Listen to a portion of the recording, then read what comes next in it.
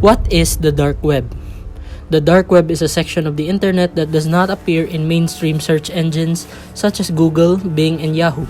To fully grasp the definition of the dark web, it is important to recognize that the internet is made of three main elements: the open or surface web, the deep web, and the dark web. The surface web is about 10% of the internet, and it contains anything that can be discovered by search engines like Google. Websites like Facebook, Amazon, and Wikipedia are all included in the surface web. Deep web is the only part of the internet that isn't made accessible without passwords. This includes items like your email address, sites that you use to do online banking, business servers, and even blog entries that are saved as WordPress drafts. The deep web is the largest portion of the web. The dark web is the section of the web that must be reached via an onion router like Tor. Pages on the dark web are quickly identified by the .onion domain name. In other words, domain names end with .onion instead of .com or .net. It typically contains information that users wouldn't want to be seen on Google. This may include anything from on-sale drugs and firearms to surveillance-conscious blogs or undercover political critics. Because the dark web allows people to keep their privacy and to voice their opinions freely, it has developed a reputation as a refuge for illegal activity.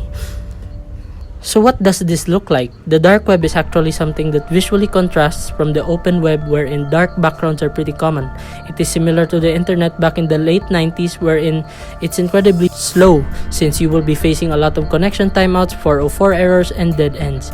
Unlike modern search engines, you will see a lot of irrelevant search results in the dark web. Moreover, it is unpredictable and unreliable when it comes to browsing due to anonymity. It would be considered limited if you are not looking for illegal activities to take part in. Now that we know what the dark web is, we are able to ask ourselves, who can surf the dark web and how to surf it? On regular search engines, the dark web's contents cannot be found. However, there is still a particular network that permits it. Its name is Tor, which is short for the Onion Router. The name Onion pertains to the many layers of codes and encryption that one attains to achieve privacy through the network. It allows anyone to browse through the dark web with the help of the Tor browser.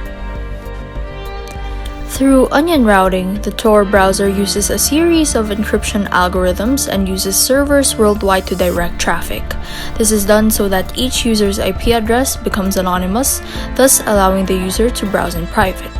As mentioned earlier, .onion is used by all domains using the said network instead of .com, and even with this knowledge, searching .onion domains on a regular browser will not work. Anyone can download the Tor browser, and it can simply be done just like in downloading regular browsers such as Google Chrome or Firefox. Virtual private networks or VPNs are also downloaded by users of the browser because even if Tor can increase anonymity in terms of identity, it cannot hide one's location. Once both are installed, just type in a URL and you're on the dark web. However, finding things on the dark web is not as easy as when using a regular browser. This is because indexes are not used and only directories such as the hidden wiki can assist users in looking for what they need, and this includes illegal items and services. Can the dark web be used for good? The dark web acts as a safe haven for those individuals who want to disclose information but are too terrified to speak up, knowing that their identity could be found or pointed out. Some instances include FBI informants, people in witness protection, or simply those people who have knowledge that could get rid of unjust situations. These individuals are given the ability to use their knowledge to advocate for justice worry-free. Perhaps to give a more clear understanding, it could be compared to the Curious Cat feature in Twitter, except in this instance, we make use of rather complicated channels. Tor, or the Onion Router, was developed by the United States Naval Research Laboratory. The Onion Router project wasn't started with the aim of creating a hidden corner of the World Wide Web. The actual aim of Tor was to allow secret agents and dissidents friendly to America and other countries to communicate with each other without the risk of their conversations, origins, and destinations being intercepted and tracked. What are the dangers of the dark web? Visiting the dark web can expose you to a lot of scammers and malicious software that can steal your personal data. Scams are very common on dark web since there is no review or any feedbacks from other people. Buying something or even browsing the dark web can be risky. One click might lead you to malware that can hack into your system and steal your valuable information. Aside from that, the police can hunt you down with your now exposed transactions. Also, the dark web lacks quality control since sellers and buyers are both anonymous, so no one can be really trusted. Accessing the dark web can also leave you vulnerable to cybercrime criminals if you don't take extra precautions. Not to mention, there is almost a complete lack of law enforcement's presence on the dark web. Since these information come and go, it quickly disappears, leaving no trace behind. That is why the dark web can be an avenue for child abuse, human trafficking, and other violent events that can happen that can lead to traumatic experience for viewers. Now, you might be wondering, if the dark web poses more dangers than benefits, why can't it just be shut down? Well, the answer would be because the dark web contains an estimated number of 7,000 secret nodes. Thus, shutting it down would mean tracking down encrypted and hidden IP addresses, which can be a very tricky and exhausting process. So, it would take a long time to shut these down one by one.